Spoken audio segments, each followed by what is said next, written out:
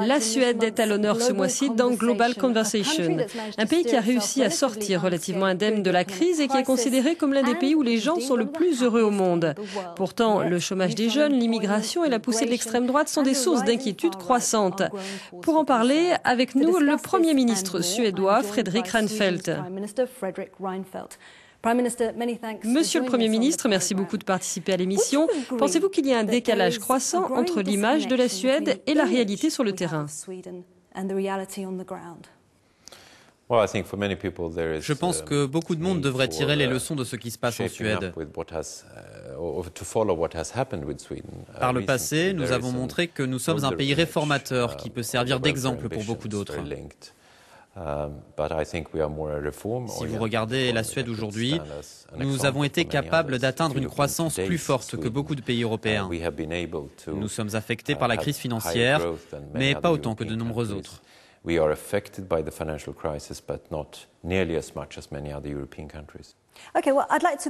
Je voudrais citer le rapport du Forum économique mondial sur la compétitivité. Ils disent que la Suède est l'une des économies les plus productives et les plus compétitives au monde. Mais vous êtes en difficulté sur le plan social. Un jeune sur 4 est au chômage. Est-ce que vous en assumez la responsabilité? Est-ce un échec de votre gouvernement?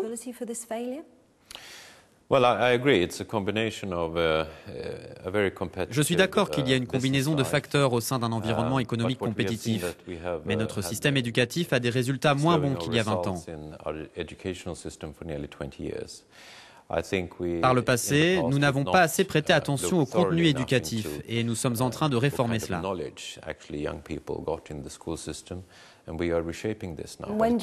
Quand pensez-vous que les effets de ces mesures se feront sentir? Je pense que c'est déjà le cas, mais il faut aussi de la croissance. La croissance de l'économie suédoise devrait atteindre 2,5% en 2014. C'est l'une des meilleures projections de l'Union européenne. Mais il faut encore concrétiser. Avec une meilleure croissance, ça marche. Parce que beaucoup de ces jeunes ne sont pas sélectionnés par des employeurs qui cherchent l'employé modèle, avec la meilleure expérience et la meilleure formation. Pour cela, c'est facile d'intégrer le marché du travail. Nous parlons ici de ceux qui ont décroché du système scolaire, qui n'ont pas d'expérience, et c'est ce sur quoi nous travaillons actuellement. Cela explique aussi les chiffres élevés du chômage des jeunes.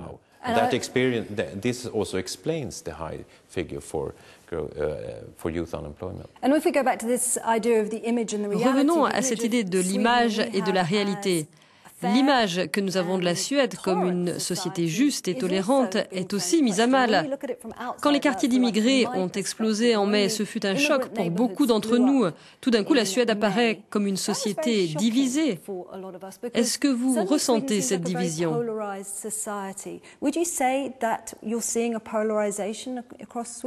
En partie, mais ce n'est pas nouveau. Nous avons ce débat sur les divisions dans nos banlieues depuis les années 70. Des émeutes d'une telle ampleur, était-ce nouveau?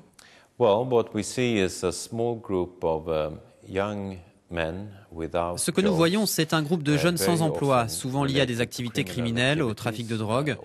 Beaucoup d'entre eux croient en l'usage de la violence contre les autres, contre la police, les pompiers.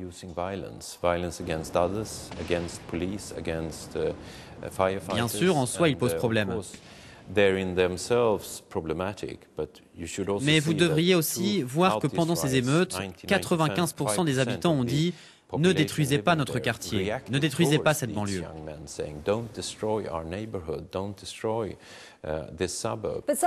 Mais certaines personnes disent que le modèle suédois atteint ses limites.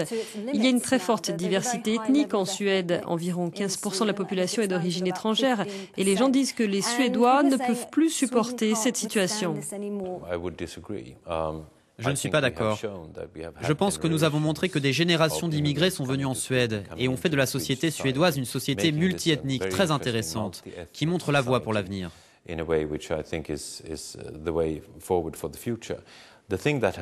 Je pense que ce qui s'est passé, c'est que depuis les années 70, les générations qui sont arrivées ne se sont pas intégrées aussi facilement au marché du travail. C'est parce que le marché du travail est de plus en plus complexe.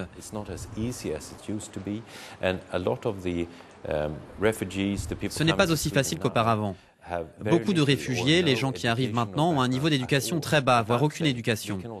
Mais ce que je veux dire, c'est que nous pouvons trouver des solutions. Nous pouvons augmenter le nombre d'heures de cours de suédois et de cours en général, parce que nous avons besoin d'eux.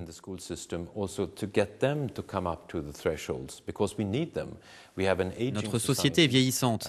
Il n'y a pas assez de naissances, donc nous avons besoin de cette immigration pour conserver notre État-providence et l'améliorer. La Suède s'est distinguée en étant l'un des rares pays à octroyer le statut global de réfugié aux Syriens. Mais cela pourrait vous être défavorable en provoquant une montée du populisme. Est-ce que vous y avez pensé?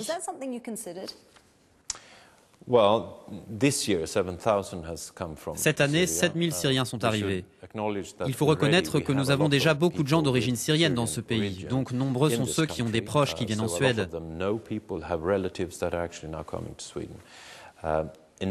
Dans le passé, les Syriens se sont intégrés très facilement dans la société suédoise par rapport à d'autres groupes.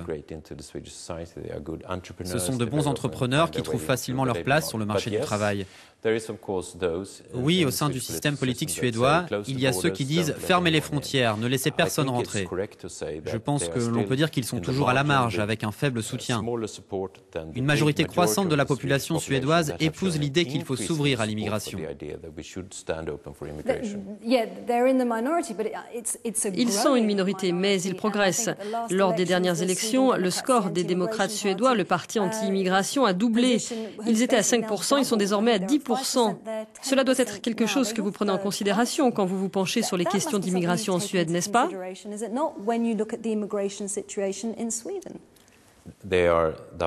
Leur score a doublé dans les sondages. Ce n'est pas la même chose qu'un scrutin électoral.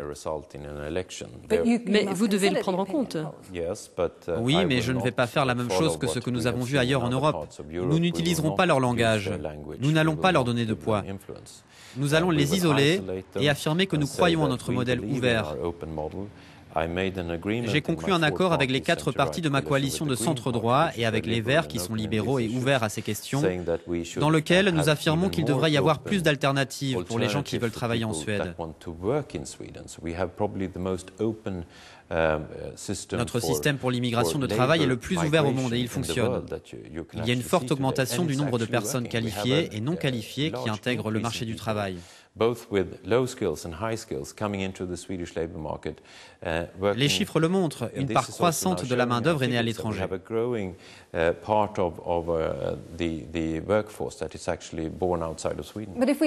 Si l'on regarde de l'autre côté de la frontière, en Norvège, le parti anti-immigration a récolté 16% des suffrages.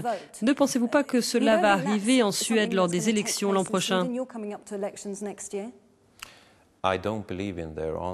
Je ne crois pas que leur réponse soit la solution au problème que nous avons en Suède. Je ne veux pas suivre la ligne de conduite que l'on a vue dans d'autres pays, commencer à utiliser leurs mots, leurs descriptions, car je dirais le contraire de ce que je pense.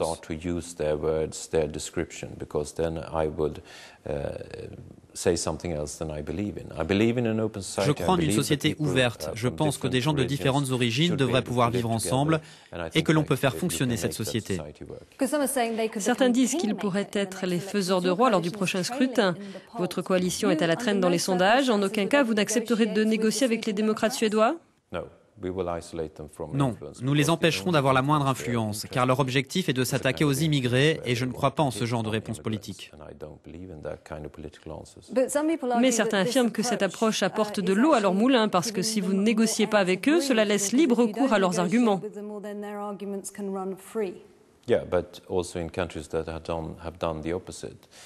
Oui, mais dans les pays où on a fait l'inverse, où on a négocié avec eux, on leur a donné un poids politique et ils ont eu tendance à croître. Donc, cela reflète plus l'angoisse à notre époque lorsque vous êtes confronté au changement. Ce n'est pas seulement lié aux immigrés, c'est aussi intrinsèque à la Suède, où les gens pensent que le futur est ailleurs.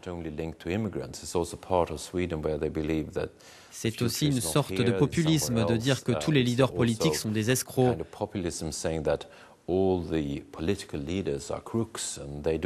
Et ils sont toujours négatifs.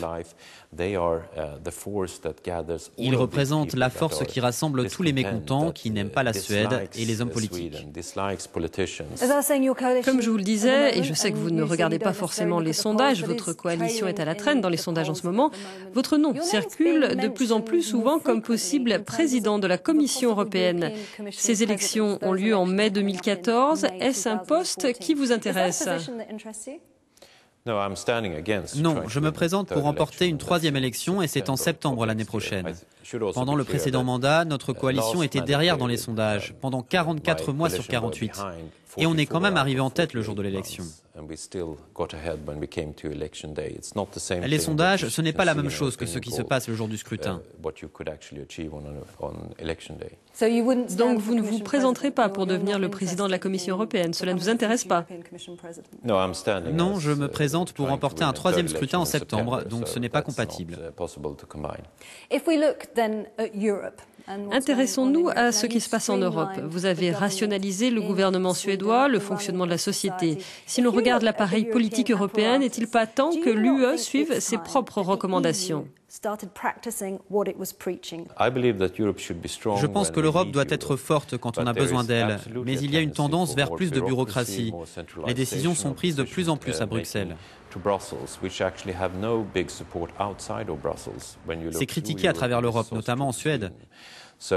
Il serait bon de se concentrer sur l'efficacité, la rationalisation, tout en conservant une Europe forte. Les deux choses sont compatibles.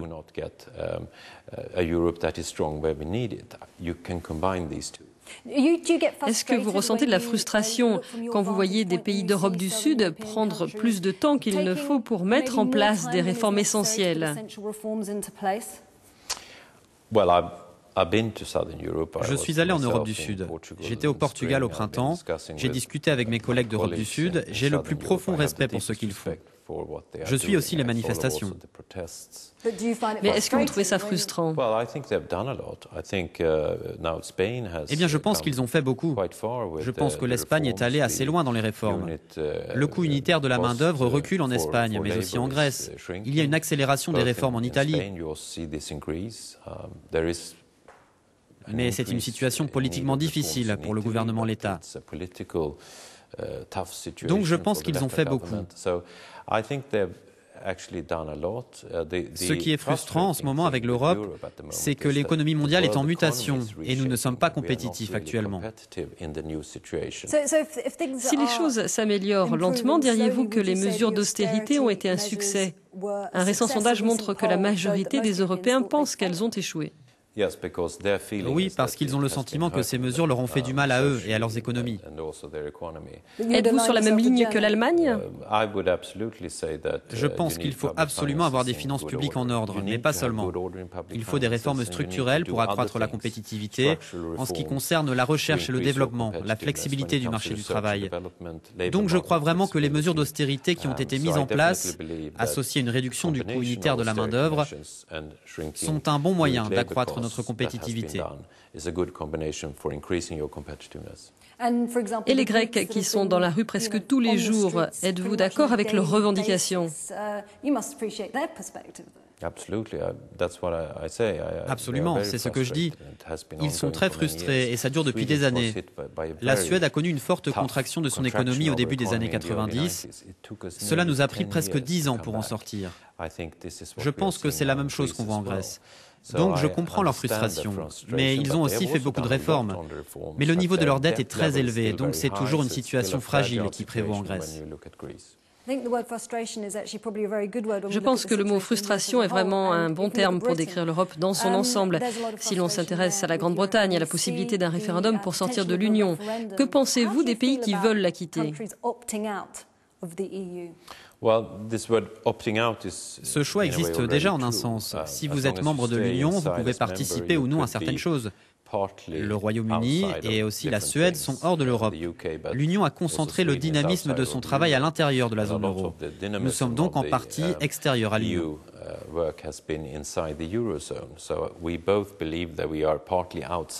Mais ça, c'est un peu radical. Absolument. Et pour la Suède, c'est très important que le Royaume-Uni reste dans l'Union européenne. Nous partageons les mêmes opinions, nous croyons dans le commerce, dans l'ouverture et dans l'élargissement de l'Union européenne. Ils ont des valeurs très proches des nôtres. Je pense que c'est une économie forte qui fait contrepoids à l'Allemagne et à la France. Et je pense que c'est important.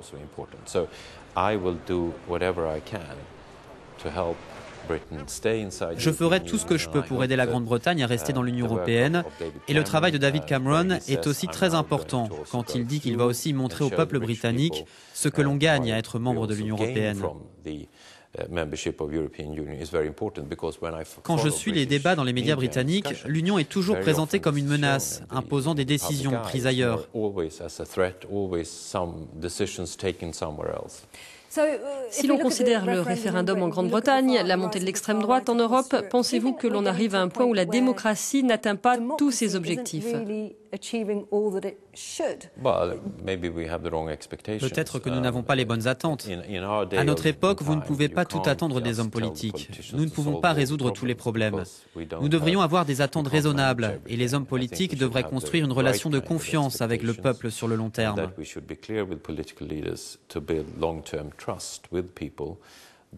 Cela a été possible en Suède et en Europe du Nord. Vous le voyez moins dans le Sud. C'est très difficile de regagner la confiance une fois qu'elle a été perdue. Si vous perdez la confiance des gens, alors vous verrez un nouveau dynamisme. Vous verrez l'essor du populisme et des extrémistes. Je ne dis pas que j'en ai peur, mais trop souvent, les leaders politiques affirment « Nous pouvons tout résoudre, nous n'avons pas de problème ». Ce n'est pas ça, gouverner. Il faut dire que nous avons des problèmes, mais que nous pouvons seulement les résoudre partiellement. Nous devons le faire en collaboration avec la société. Un sujet plus léger à présent. Les dirigeants utilisent beaucoup les réseaux sociaux. Votre ministre des Affaires étrangères a presque 250 000 followers. Et vous, pourquoi n'avez-vous pas de compte Twitter ? C'est un choix que j'ai fait. Je pense que soit vous utilisez les réseaux sociaux et Twitter et vous le faites à fond, soit vous vous dites que votre journée ne dure que 24 heures et que vous avez beaucoup de responsabilités, une vie privée. Je veux un équilibre.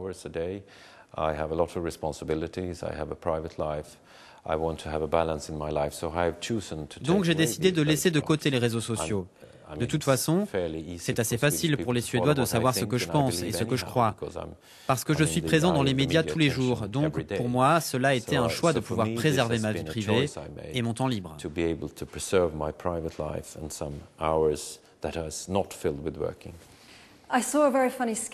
J'ai vu un sketch très drôle produit par le concours de l'Eurovision, où vous vous faites réprimander pendant un conseil des ministres pour ne pas avoir mis votre tasse dans le lave-vaisselle. Et vous partez embarrassé en vous excusant pour aller le déposer dans le lave-vaisselle.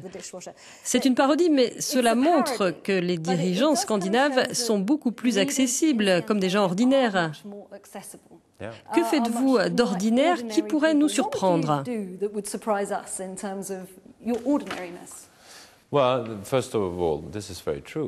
Tout d'abord, c'est très vrai. Nous ne pensons pas que nos dirigeants sont au-dessus de nous, mais qu'ils sont nos égaux.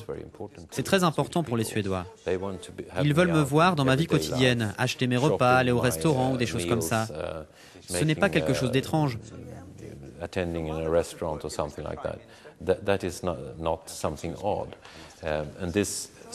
L'idée du sketch est venue du fait que je suis maniaque.